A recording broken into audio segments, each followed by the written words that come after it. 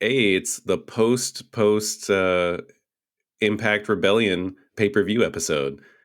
We're coming to you like Saturday afterwards. But it was great. I had a great time. And I thought I would maybe only enjoy the last match, but I thoroughly enjoyed this whole card. Yeah, I couldn't point to a weakness on the card. I mean, the opening match, the triple threat was great. Um, all the women's matches were great. Impact clearly is, it's kind of crazy to see that all three of the at least the biggest of the three companies, I guess if you don't count New Japan, that their women's divisions are just flush with talent. Yeah. Um, and yeah, that the main was great. Whether or not Rich Swann had a concussion, he didn't look terribly wobbly to me, but they put on a good show. I only questioned it afterwards when everyone else was mentioning it online, but we haven't heard anything since that he has a concussion or anything like that. So I think he's just really damn good at selling. Maybe he was a little gassed, possibly. Like he couldn't quite keep up with Omega, but that was it. But even then, I think it could just be selling. He could just be really good. Yeah, he was not part of the six guys that did the like the elimination tournament thing this week on Impact, was he? I don't think so. So may No. I mean he may have gotten rocked a little bit, and it's just kind of a for his health thing, keep him off TV. Yeah. But I mean it's not like I'm I'm gonna go out on a limb and say that Moose wins this whole tournament because that match. I don't know a whole lot about Moose, but he is one of those few Impact guys that I distinctly remember. Um, so I mean that match is money for me. Yeah. But There I would say the Impact World Tag Team Championship match that ended with a little bit of a whimper. Like it was otherwise decent match, but it was over quickly and with like basically a roll up. it was So like I told you, I thought something had happened and the feed maybe skipped because I looked down because I got an email and when I looked back up, the match was over. I was like, this is insane. Um, and I swear I got the email as the Good Brothers were making their entrance, and then the match was just done. So that was a little nuts. But yeah, it's for it to have been a kind of a two-party wrestling system for a little while, it's nice to see. I mean, even if it took AEW lending some help to get them back up, uh, Impact looks like they're poised to kind of come back as a competitor at this point. and how about that X Division Championship match? That opening That match. Apparently there was a pre-show match, but I don't even know how I would have watched that because my feed started exactly when the shows did, and there was no way for me to watch anything before it. But maybe if you had the Impact Plus or something. Yeah, that match was nuts. Yeah. And then I really liked um, that it wasn't necessarily so much the match itself, but commentary did a lot to work story during the Cardona and Brian Myers match, which Yeah. I'm always a huge fan of. Is if you can give me a story while two guys are beating the hell out of each other, like that's a pretty impressive feat of commentary work.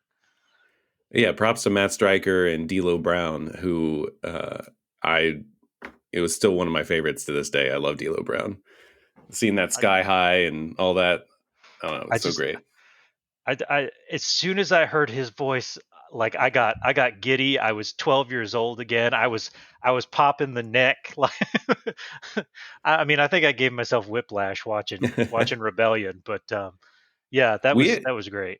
I don't know if you know if you recall, but we actually saw D'Lo Brown wrestle a couple years ago. It just also happened to happen on the same night that Marco Stunt broke his leg and David Arquette almost died. So, but we've seen D'Lo Brown wrestle really close in person. I didn't remember him being on that, but like you said, that was a pretty Traumatic experience. eventful evening. That was my first foray into murder, death, kill Nick Gage, and let's just say that's my last foray into murder, death, kill Nick Gage. Are you gonna watch the new season of Dark Side of the Ring with a special episode on Nick Cage? I'm nervous We're about in it. it. I don't necessarily know that Vice is going to show me anything I can't handle.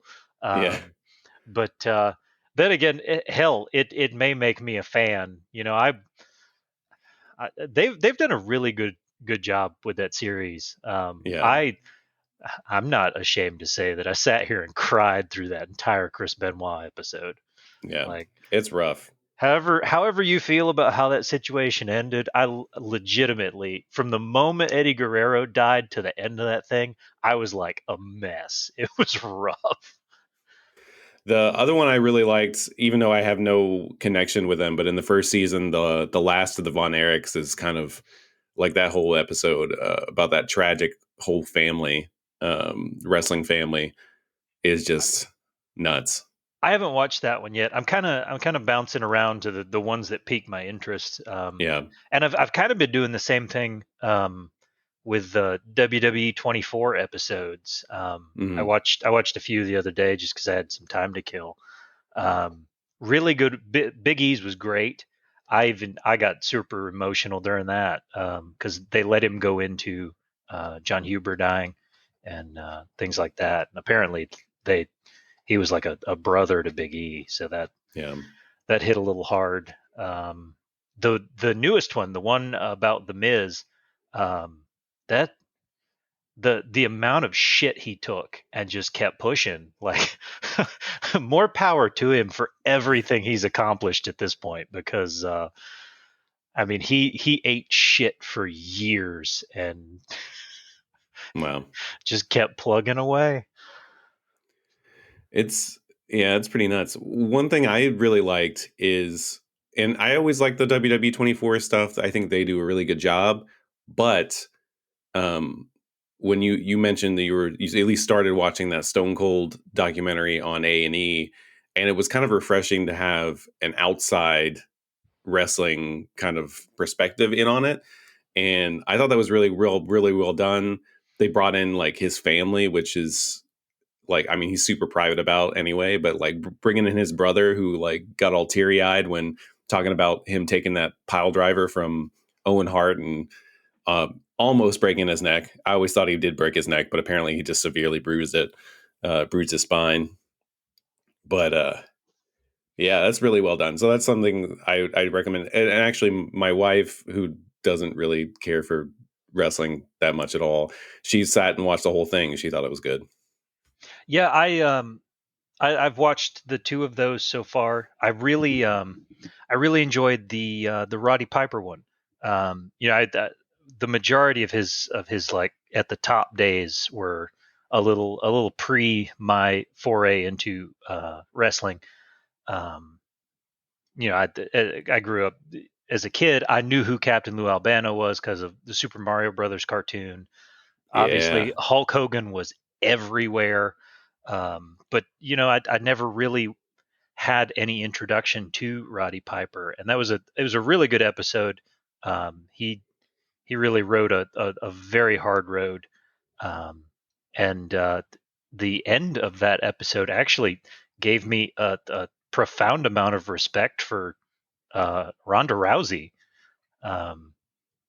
because it shows her at WrestleMania when they let her wear his jacket and just humble as all hell. And I was like, that I did not imagine that she had that bone in her body. But yeah, I mean, I've loved that one. I am really excited for this week's Macho Man Randy Savage. Um, 'cause again, it's a guy that I've gone back and I've watched. Um, I knew a little bit about because of Slim Jim commercials and Bonesaw, but Bonesaw's ready. yeah, I like that that they're really going into some of the guys that I'm not as familiar with, but I are like the icons of pro wrestling. Um, Yeah. and holy shit, could Roddy Piper cut a promo? Yeah. That guy was amazing. Him So him and Jake the Snake back in the day, probably two of the best. uh, you know, Jake's, had some hard living, um, and maybe not so great now, but like back in the day, like when he was up there, definitely he was at the top of the game as well as Roddy Piper. Oh yeah, you can tell Jake can work a promo even now that he's older and in not great health, and gets winded during sentences. He still makes it work. Yeah. But yeah, the Well, all the documentaries have been pretty great, and there is a slew of them now. So well, that's and then just I guess let's go back to Impact Rebellion. We took a long little detour there, but the um the only thing I just didn't care for is the last man standing match, which, I'm not a big fan of Sami Callihan, especially after he almost got AAW kicked out of the venue in Chicago, and Cameron Grimes save the had day. to then Trevor Lee had to come in and save the day and revive the crowd, which amazing. Like I knew that at that point that guy is going to be a big star. The way he was able to just recover the room in like 30 seconds. Um, I'm but really glad you brought him up. I'll segue off of that in a minute. but yeah, I just didn't care for that. I don't, I'm sure some people really like Sami Callihan and stuff. It's also really hard to do a last man standing match that's interesting. Yeah, because you're unless you're ECW or something. I mean, or if you're Murder Death Kill Nick Gage, um, it takes a lot to suspend disbelief to the point where I can get into a last man standing match. Um, and that one Well, just it felt short. I mean, yeah, you I I'm kind of on board the like unsanctioned beat the hell out of each other, but somebody's can get the pinfall kind of thing. But yeah. like it's pro wrestling. I'm I, I'm not an idiot. I mean, these guys get concussed a lot, but they still get up and finish matches. Like Yeah. you can't do anything where I'm going to think, oh yeah, that dude's out. Well, so Impact Rebellion, I did not regret that purchase of this pay per view. It was really good. I'm actually considering, or at least we're considering, joining on the Impact Plus bandwagon to watch these like B level pay per views that they're doing between now and Slammiversary. I'm definitely going to watch Slammiversary. Like that's no matter whether or not I subscribe to Impact Plus, Slammiversary is a must. They tease a lot of people that got released in 2020 showing up at the show, and we did get quite a few. Um, but the idea that Samoa Joe could even show up at Slammiversary is huge, and I will definitely be tuning in because I would like to see that happen if that does. Yeah, agreed. Um, but we were talking about how Cameron Grimes like saved the show. Take it from here. Cameron Grimes was on NXT this week, as was the Million Dollar Man. All right. I hope to hell that this is just a series of videos of Cameron Grimes out and about trying to flaunt his wealth and DiBiase popping in and just like trumping him at every step. Because watching him be like, "That's a nice watch, kid, but it's not $1 million watch," and just like shutting his shit down, like this is going to be a lot of fun for a while. It can't run forever, but if you can run this for a couple of weeks and it lead to Cameron Grimes somehow, hell, let's see, how can we make this work? Let's give him the North American Championship in a couple of weeks, whenever the next takeover is, and let's have him swap it out with the $1 million belt because Yeah. I got to have that thing on the Country Caveman. Um, Or do we even need to swap it out? We could just do like a Taz FTW thing with Brian Cage. Just like, here's a belt, I'm giving it to you, and like, it's just going to be a accessory now.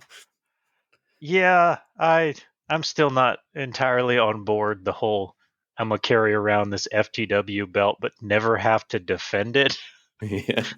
like like what kind of title belt do you never have to put on the line? So yeah, I at that point, let him run with it for a little while, and then once somebody dethrones him or he gets called up or something, just goes back to the normal belt. But have some Yeah. fun with DiBiase while he's willing to participate. It never made sense that DiBiase was managing the ringmaster, um, known as Stone Cold Steve Austin later. It never made sense there, but I mean, this is synergy, man. Like Oh you got yeah. to do it. You got to do it. I obviously it's not long form storytelling, but we're just gonna go with it at this point because I'm so desperate for long form storytelling. So tell us what else. What else happened on NXT? I actually missed it this week. NXT, it was fine. You got the Kushida teamed with MSK against Legado del Fantasma. It was a pretty Hmm. decent match, but Legado del Fantasma put the hurt on them pretty good. Um, Even being with Kushida, I was a little surprised that MSK still didn't get a whole lot of love. I hope Hmm. they figure out how to get them over at Yeah. some point because they're great, and I know it was, even if it was 100% genuine, the whole "I did this for my dad," the childhood dream thing is so overdone at this point. It feels disingenuous no matter who you do it for. Yeah. Um, so hopefully they find a way to organically get over. Um, Adam Cole was interviewed sitting next to what I can only assume was an apartment complex swimming pool. Um, like not a shitty apartment complex, but it definitely looked like an apartment complex. Um, It's the modest condo he lives in with Britt Baker. yeah, I mean, there's never a question of his mic work being excellent, but they did cut to Kyle O'Reilly watching the end of the interview, so apparently that's just going to string out some more. Um, I kind of assumed that the unsanctioned match was a curtain call for Adam Cole, but I I guess I was wrong, and he will stay, and we'll just linger this Kyle O'Reilly feud on a little bit longer. I don't know Maybe.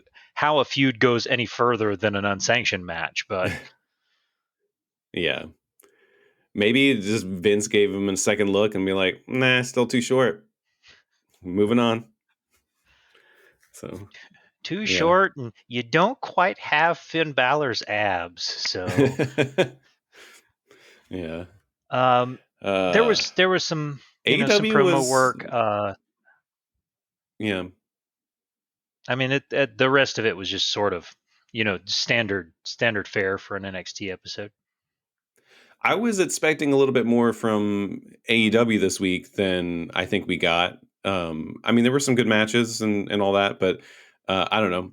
They definitely mentioned Kenny winning the Impact Championship and all that, but it seems like the focus still was on, and probably should be. It's a big match I've got planned, but the as my wife will call it, the blood room match instead of blood and guts.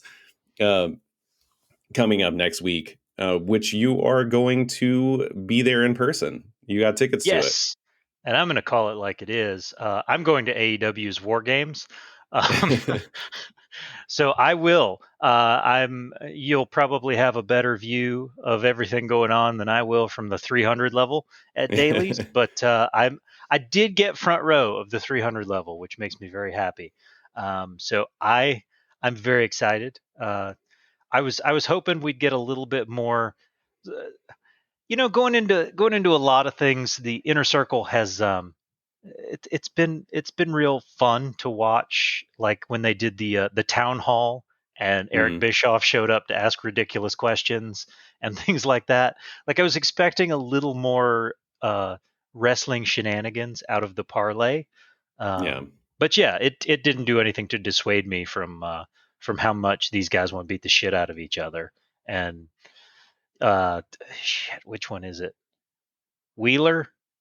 I can't ever keep up. When he told them that he told his family he made peace and he was ready to die, I was like, holy shit, they're going above and beyond. Yeah. So yeah, I'm really excited. I'm hoping that Jacksonville is a lovely town. I've never really spent any time there. I've passed through it a handful of times now. Um, so yeah, I'm looking forward to getting down there, seeing Daly's place, hopefully getting a preemptive experience for Double or Nothing when we Yeah. also go to Daly's and stay at the Omni. So, Yeah. We have reservations. We just got to now get those tickets somehow. we'll get them. Yeah. It Yeah. may be front row 300 level, but we'll get them. I liked Yeah. 300 level, man. I I've told you a lot of times how much I enjoy sitting front row in the upper level with all the people that can't afford the fancy seats. They show up, they drink a bunch, and they really want to be there, and they love everything that's going on. It's more fun in the upper deck. I enjoyed when we did that at WrestleMania 33 in Orlando. Was it Yeah, 33? yeah, yeah. And we Couldn't were couldn't see anything. yeah, couldn't see anything, and we were baking in the sun for like the 2 hours while we were sitting in the stadium before anything happened. But I did enjoy being there. It beat being in the lower bowl for New Orleans, directly across opposite the stage where we just got blinded by the light. That was so distracting. I But yeah, I wasn't a huge fan of the Superdome just in general. That entire building felt cramped as hell. But yeah, having those beaming lights straight at us the entire show, that really did it hurt. You know, not to mention that the before the entire show even. side of the stadium is chanting, "Turn off the lights." Not to mention the whole thing with the fact that they only had like root beer and no ice by the time that WrestleMania actually started. They were out of water. They were out of like everything. Yeah, that So that was nuts. They were not somehow, even though they host Super Bowls and everything else, they were not prepared for that. yeah, and WrestleMania just like 4 years prior to that. Yeah. Yeah. Uh, I got lost. Oh, AEW. It was decent. I just um yeah, but whoa, okay. For next week, I think storyline wise, I would like the Inner Circle to win, but I feel like Pinnacle needs to really like prove themselves and be pretty ruthless, and I think they need to come up on top because otherwise, what's the point of building this team for them to I pull Sean Spears and lose? I kind of I think this is going to be the kind of the coming out for oh, I'm blanking on his damn name, the bodyguard guy for MJF. Oh, Wardlow. Yeah, Wardlow. I think this is kind of going to be his like he's going to be the Raquel Gonzalez of this whole thing. Mm. Because he generally just kind of stands off to the side, and then if he's needed, he throws him the brass knuckles or the dynamite diamond ring or shady shit. But I think this is kind of going to be his like moment in the sun, and I think the Pinnacle gets the win just solely so they can get him going. Yeah.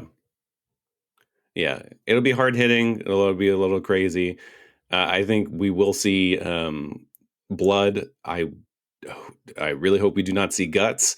Oh, there But will be blood. uh, but yeah, I'm definitely looking forward to that. We also got coming up in 2 weeks. We have a IWGP US Championship match happening on Dynamite, which would be pretty interesting. Eugene Nagata will be challenging John Moxley, who Blue Justice, who apparently he is a big deal. I apologize for not really knowing much about him myself, but I'm excited to see that beautiful, beautiful championship belt appear on Dynamite. It's probably one of my favorite looking belts. And it's One of definitely the better. last remaining.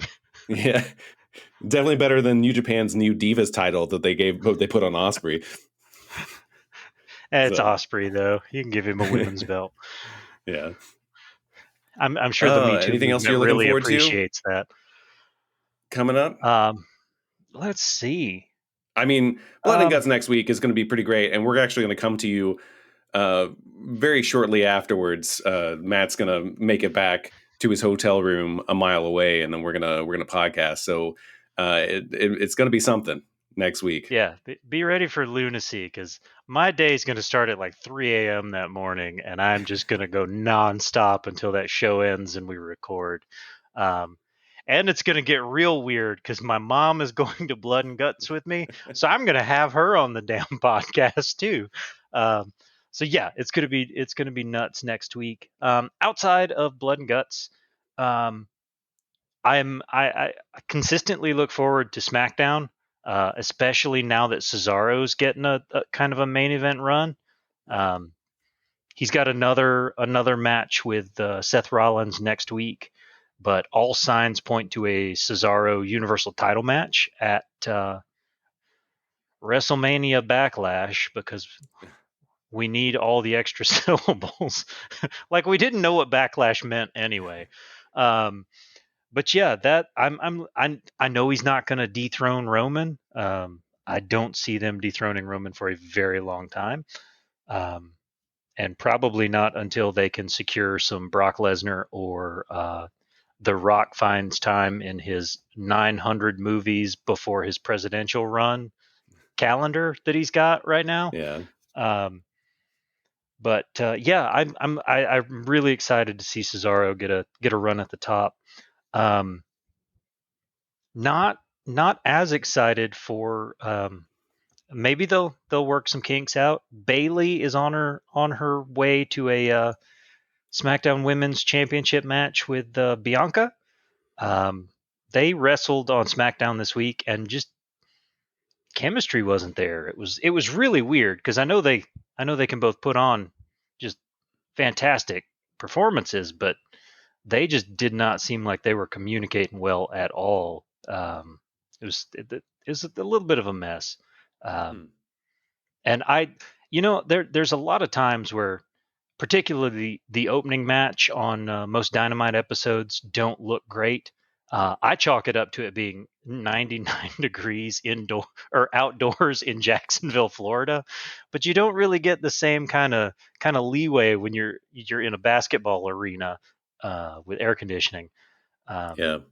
so it was a little weird, but it wasn't just them. The Street Profits and Ziggler and Rude didn't seem like they were completely in sync. Something was off in that whole opening match on SmackDown this week. But other SmackDown news: Daniel Bryan is gone. Um, per the terms of his Universal Championship title opportunity last night on SmackDown, Daniel Bryan is no longer on SmackDown. It was a lose and leave. Um, so I don't know. I'm assuming he's going to take some time off, spend some time with the kids. He's already said he's pretty much going to be in a part timer. So He's gonna show. He's gonna show up on Friday as Brian Danielson. Uh, just pull out like an Impact type of old school Impact thing, and just like what was Brian Danielson doing on SmackDown? hell, he might not have signed the new part timer deal, and he's just going to show up at Slammiversary.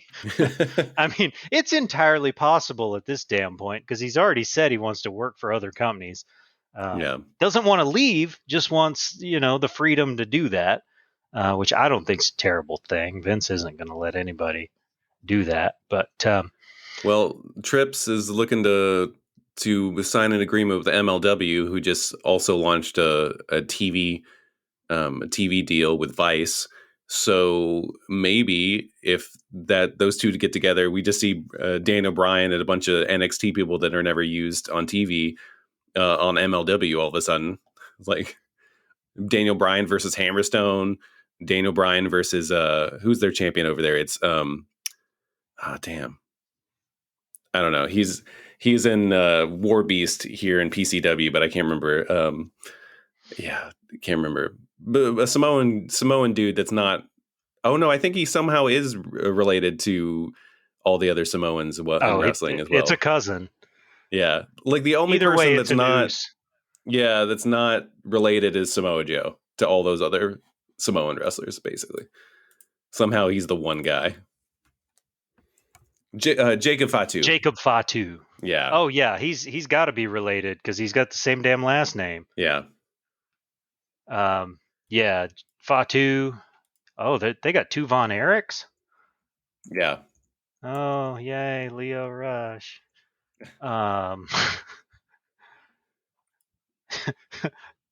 TJP. Oh, so he's definitely cousin to all of them because his Jacob Fatu was trained by his uncle Rikishi, who is isn't that the Usos' brother, father? Dad, yeah. Yeah. Yeah, a Noai family. Yeah. Oh, is he Roman's brother? No, he's not his brother, but he's definitely like a cousin. So.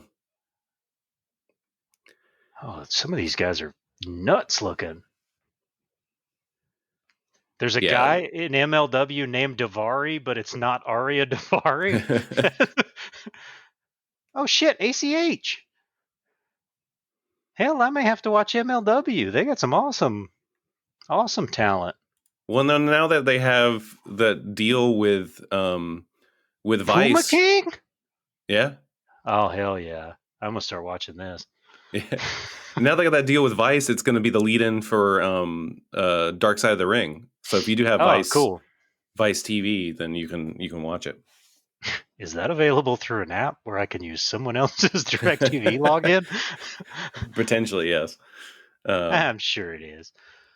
Yeah. Well, we won't kind of ramble too much longer. Raw, as always, entirely missable, except we are on the road to Team RK Bro. It is happening. This is the longest WWE shop has made me wait for merch ever. I am all for Team RK Bro. I don't care if all they come out with are ring tights and I got to walk around in RK Bro undies. I'm for it. You just put that snakeskin RK Bro logo on anything you want to sell, and you'll probably get some of my money. It's just branded scooters. That's all they sell. Hey, I don't need one, but somehow I'll end up with it. It'll be mounted behind that chair in the next episode. All right. Well, until we can get some RK Bro merchandise, we'll see you next time.